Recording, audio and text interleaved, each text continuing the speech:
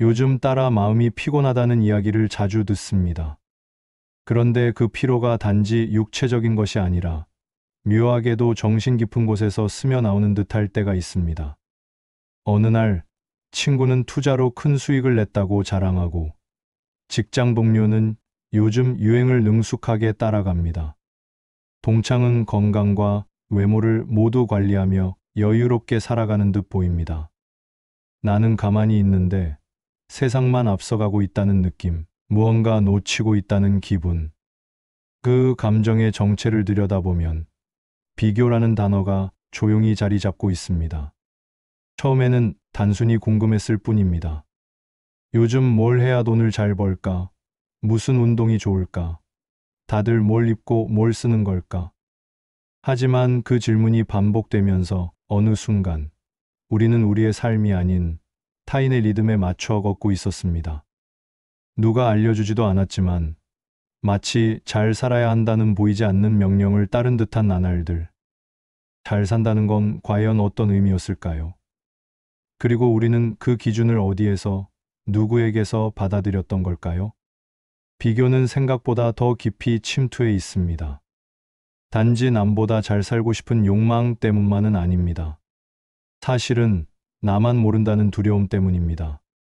모두가 아는 걸 나만 모르는 것 같고, 친구들은 다 앞서가고 있는데 나는 멈춰 있는 듯한 그 불안감.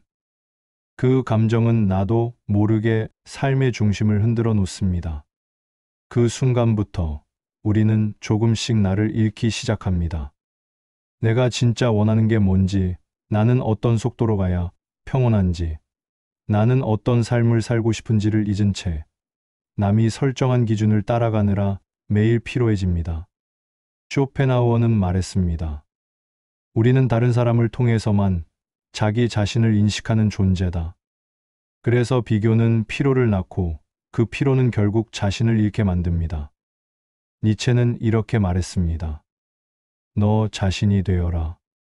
그는 타인의 시선을 따르며 사는 삶을 노예의 도덕이라 불렀습니다.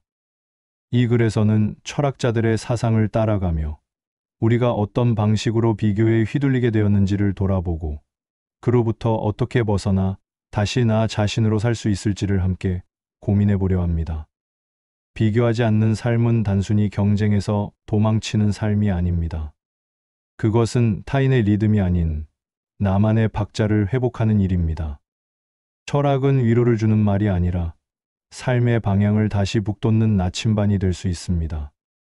비교를 이겨내기 위한 싸움이 아니라 흔들리지 않는 나의 삶을 복원하는 따뜻한 작업.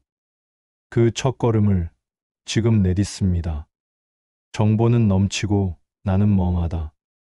우리는 하루에도 수십 번씩 정보를 마주합니다. 뉴스, 유튜브, 메시지, SNS까지 그 어느 때보다 많은 정보가 나를 향해 쏟아지고 있습니다. 그런데 이상하게도 정보는 넘치는데 나는 점점 멍해집니다. 알아야 할 것이 많아질수록 오히려 판단은 흐려지고 어디서부터 무엇을 해야 할지 모르는 혼란이 밀려옵니다. 이럴 때 우리는 무의식적으로 타인을 바라봅니다. 다른 사람들은 어떻게 하지? 요즘 유행은 뭐지? 이걸 모르면 뒤처지는 건 아닐까? 이 불안은 단순한 정보 부족 때문이 아닙니다. 지금 내가 처한 위치, 내가 아는 것의 수준을 타인과 비교하고 있기 때문입니다. 쇼펜하우어는 말했습니다. 타인의 시선은 내 정신을 소모시킨다. 정보를 따라가는 것 같지만 실은 타인의 판단과 리듬을 따라가고 있는 것입니다. 우리가 자주 느끼는 피로는 지식의 부족에서 오지 않습니다. 그보다는 나만 모른다는 두려움에서 비롯됩니다. 그 두려움은 결국 자신을 잃게 만듭니다. 무엇을 알고 싶은 건지, 어떤 삶을 원하는 건지, 그 출발점조차 희미해지기 시작합니다. 비교는 이렇게 시작됩니다. 정보의 과잉이 불러온 비교의 피로. 지금 필요한 건 더 많은 정보가 아닙니다. 선택적인 무관심입니다. 쇼펜하우어는 무지의 자유를 언급했습니다. 모든 것을 알 필요는 없습니다.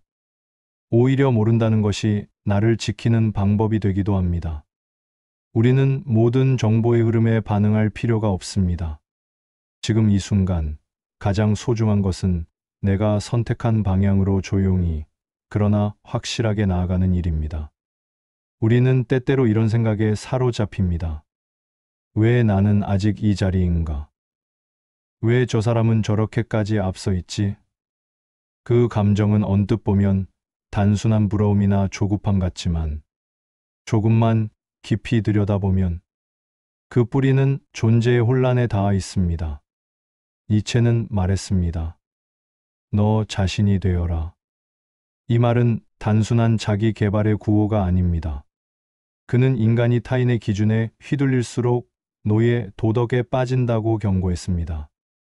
뒤처졌다는 감정은 남이 만든 시간표를 나의 삶에 덧씌우려 할 때 생깁니다. 내가 선택하지 않은 목표, 내가 원하지 않았던 방식, 하지만 다들 그리로 향하니 따라가야 할 것 같은 불안. 그 감정은 결국 나를 잃어가는 과정에서 생겨납니다. 우리는 언제부터인가 비슷한 나이엔 집이 있어야 하고 이 정도 수입은 벌어야 하며 자식은 이렇게 키워야 한다는 어떤 집단의 시간표를 따라가기 시작했습니다. 하지만 그 기준은 누구의 것이었을까요? 정말 그것이 나의 삶이었을까요? 니체는 이렇게도 말했습니다. 강해지려 하지 말고 너로 살아라. 그는 인생을 수직 경쟁이 아닌 자기 존재의 수평 확장으로 보았습니다. 뒤처졌다는 감정은 사실 뒤처졌기 때문에 생기는 것이 아닙니다. 타인의 속도에 나를 억지로 끼워 맞출 때 내 속도가 무너지는 데서 비롯됩니다. 당신은 늦은 게 아닙니다. 단지 너무 많은 기준에 시선을 빼앗긴 것입니다. 비교에서 벗어난다는 건 더 열심히 하거나 더 빠르게 사는 것이 아닙니다. 오히려 지금 이 자리에서 내가 누구인지 다시 마주할 수 있는 용기를 갖는 일입니다. 니체는 초인을 말했습니다. 하지만 그 초인은 남보다 센 존재가 아니라 자기 안의 진실을 끝까지 살아내는 자였습니다. 타인을 흉내내다 지친 당신께 묻습니다. 혹시 지금 느끼는 피로는 당신이 원했던 삶의 결과가 아닌 남의 인생을 사느라 생긴 후유증은 아니었습니까? 이제는 멈춰야 할 시간입니다. 더는 누군가의 기준에 맞추지 않고 내 속도로, 내 리듬으로 조용히 내 삶을 다시 걷기 시작할 때입니다. 기준이 사라진 시대, 나를 지키는 단 하나.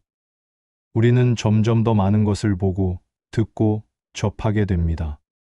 그 속에서 좋은 삶의 기준도 계속해서 바뀝니다.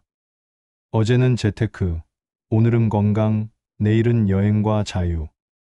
기준은 명확하지 않고 그저 남들이 하는 것이 기준이 되어버렸습니다.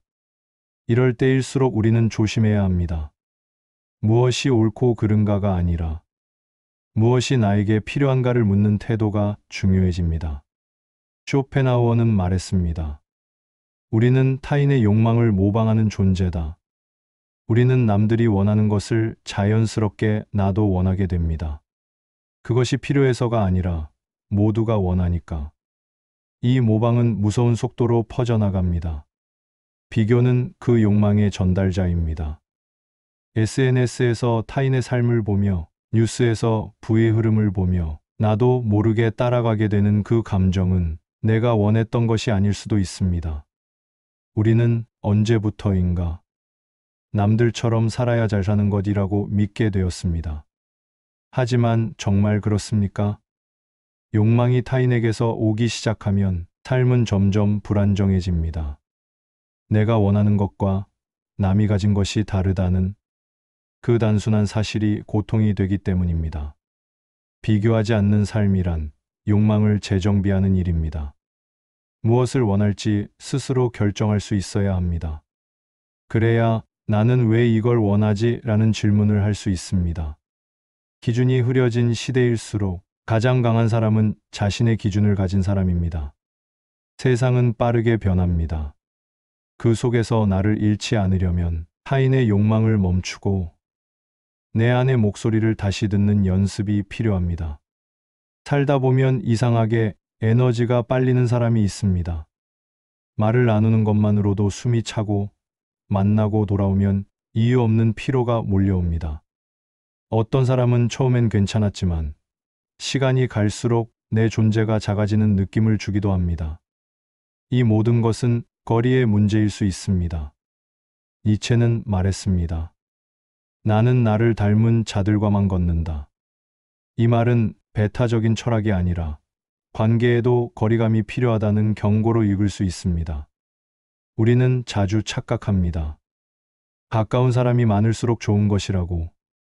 하지만 어떤 관계는 일정한 거리를 유지해야 더 건강합니다. 비교는 언제나 가까운 데서 시작됩니다. 멀리 있는 타인의 삶은 부럽지만 내 삶에 영향을 주지 않습니다.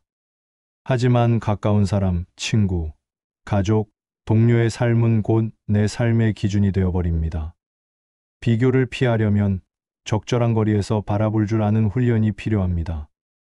그 거리는 단절이 아니라 존중의 공간입니다. 그 사람이 어떻게 사는지를 받아들이되 그것이 곧 나의 방향이 되지 않도록 나를 지키는 공간. 니체는 고독을 창조적 에너지의 원천이라 보았습니다. 우리는 혼자 있을 때 진짜 원하는 것을 마주할 수 있습니다. 그 고요함 속에서만 나는 누구인가라는 질문을 시작할 수 있습니다. 관계는 반드시 필요합니다. 하지만 모든 관계가 나를 지지해주는 건 아닙니다.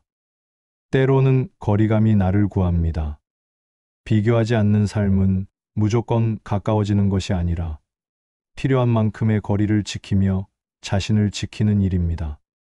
살다 보면 문득 지금 내가 가는 길이 맞는 걸까? 라는 질문이 떠오를 때가 있습니다. 어느 날은 괜찮은데 어느 날은 괜히 마음이 흔들립니다. 누군가의 말 한마디, 뉴스 속 정보 하나에도 나의 확신은 생각보다 쉽게 무너집니다. 쇼펜하우어는 말했습니다. 진정한 행복은 외부가 아닌 내부에서 온다. 그가 강조한 행복의 본질은 비교나 소유가 아닌 고요함과 내면의 평화입니다. 하지만 우리는 외부에서 행복을 찾으려 합니다.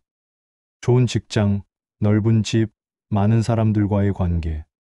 그 모든 것이 나를 증명해 줄 거라 믿고, 그래서 무언가가 부족하면 쉽게 불안해집니다. 그러나 삶은 생각보다 단순합니다. 진짜 평온은 외부의 기준을 채웠을 때가 아니라 내면이 흔들리지 않을 때 찾아옵니다. 고요함은 도망치듯 찾아오는 것이 아닙니다. 의도적으로 만들어야 합니다. 정보를 끊고 관계를 조정하고 하루 중 단 몇 분이라도 스스로에게 집중하는 시간을 가져야 합니다. 쇼펜하우어는 고독을 고통이 아니라 사유의 공간이라 보았습니다. 외로움은 타인이 없어서 생기는 것이 아니라 내가 나 자신과 연결되지 못해서 생기는 감정입니다. 혼자 있는 시간, 그 안에서만 우리는 스스로에게 질문할 수 있습니다. 나는 무엇을 원하는가? 내 삶의 기준은 무엇인가? 세상이 정해주는 기준은 언제나 변합니다. 하지만 나 스스로가 세운 기준은 단단히 자리를 잡으면 쉽게 흔들리지 않습니다. 비교는 바깥을 향하게 만들지만 확신은 안쪽에서 자랍니다. 나만의 중심을 지킨다는 것은 세상의 흐름과 떨어져 고립되는 것이 아니라 그 속에서도 나의 속도를 지켜내는 것입니다. 비교의 피로에서 벗어나고 싶다면 무언가를 더 얻는 것이 아니라 내면으로 향하는 길을 걸어야 합니다. 살아가다 보면 이런 순간이 있습니다. 나는 왜 저 사람처럼 못할까? 왜 나는 늘 부족한 쪽에 서 있는 걸까? 그럴 때마다 우리는 자책과 후회의 감정 속에 스스로를 가둡니다. 하지만 니체는 정반대의 길을 제시합니다. 남과 같아지려는 삶이 아니라 남과 다르기 때문에 더욱 빛나는 삶. 그는 말했습니다. 예술가처럼 살아라. 예술가는 남을 흉내내지 않습니다. 남과 비교하며 흔들리지 않습니다. 그저 자신만의 세계를 자신만의 방식으로 조용히 창조해 나갑니다. 우리는 누구나 작품이 될 수 있습니다. 타인의 기준으로 꾸민 인생이 아니라 스스로 그려 나간 삶. 그것이 니체가 말한 삶의 예술입니다. 비교하지 않는 삶이란 애써 비교를 피하는 것이 아닙니다.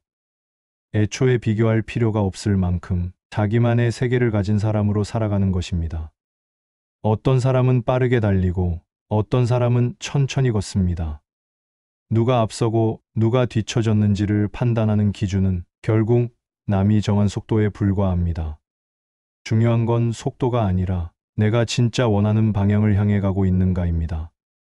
니체는 말했습니다. 너 자신이 되어라. 그는 강한 사람을 자신을 창조하는 자라고 불렀습니다. 흔들림 없이 자신을 창조해 나가는 사람, 그가 바로 예술가처럼 사는 사람입니다. 그리고 그 삶은 조용합니다. 자랑하지 않아도 되고 누군가에게 증명할 필요도 없습니다. 이미 자신의 삶에 확신이 있으니까요. 비교하지 않아도 괜찮은 사람, 그들은 타인의 삶을 감상하면서도 자신의 삶을 창조하는 데 집중합니다. 우리가 그릴 수 있는 최고의 작품은 남의 인생이 아니라 내가 살아낸 시간입니다. 이제 그리는 일만 남았습니다. 당신만의 삶의 붓을 들고 비교가 아닌 창조의 길을 걸어가십시오. 비교하지 않는 삶이란 단순히 남과 다른 길을 걷는 것이 아닙니다. 그것은 남과 같아도 그 길이 내 선택이었기에 흔들리지 않는 상태를 말합니다. 쇼펜하우어는 말합니다. 다른 사람이 얼마나 가진지는 중요하지 않다. 중요한 건 내가 그것을 원하느냐는 것이다. 비교는 타인의 욕망을 내 욕망으로 받아들이는 과정입니다. 처음엔 남들이 좋다니 따라해보는 것이었지만 어느 순간 그 욕망이 내 삶의 중심이 됩니다. 그러나 그 중심은 언제든 흔들립니다. 남이 바뀌면 나도 바뀌어야 하니까요.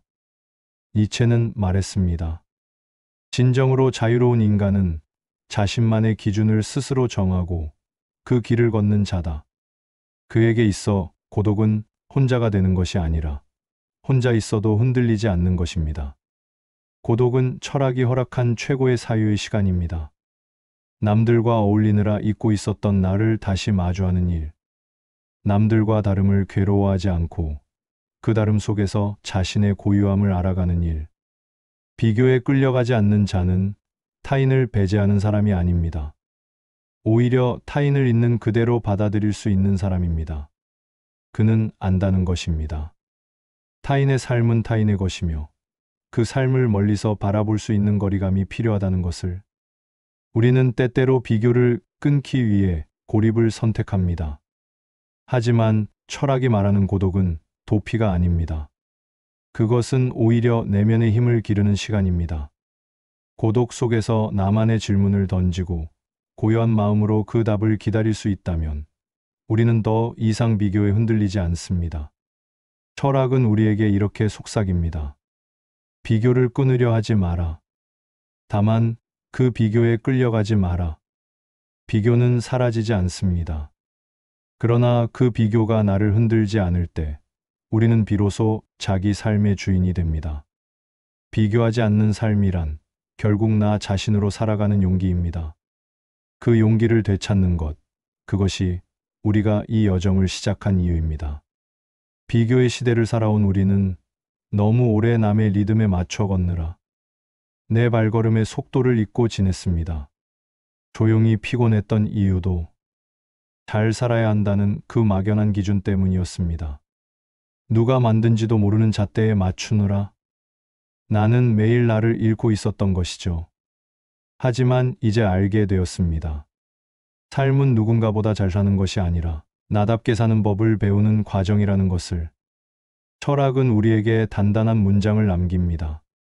쇼펜하우어는 말합니다. 고독 속에서야 비로소 자신이 누구인지 알 수 있다. 니체는 덧붙입니다. 너 자신이 되어라. 그것이 내가 삶에서 치러야 할 가장 큰 용기다. 비교는 사라지지 않습니다.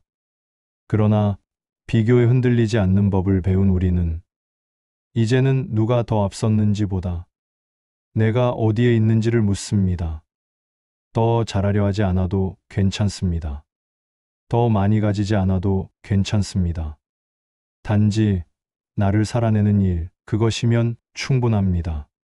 지금 이 순간도 남과 다른 길을 걷고 있다면 그건 외로운 것이 아니라 용기 있는 일입니다.